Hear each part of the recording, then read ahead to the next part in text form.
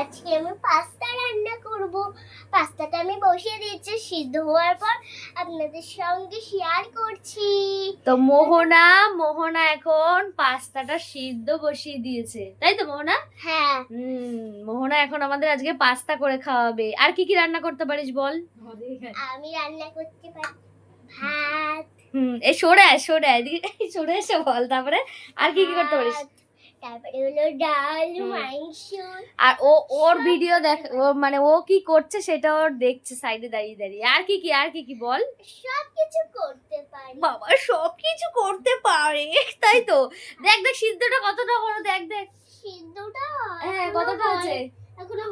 এখনো হয়নি না, না। তাহলে ও দেখ খালি ডিস্টার্ব করে। চামচি দেখ কতটা সিদ্ধ হয়েছে।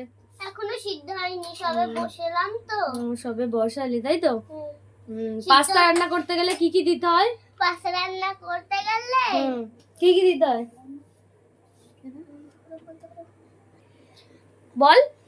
পেঁয়াজ, লঙ্কা, ডিম আর ম্যাগি মশলা দিই। ইয়েস, মোহনা সব শিখে গেছে।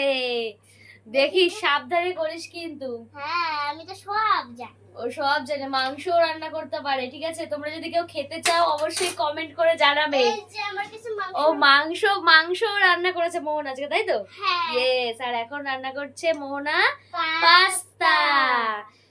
তো কে কে পাস্তাটা খাবে? হ্যাঁ বল। কে কে খাবেন চলে আসেন আমাদের বাড়িতে।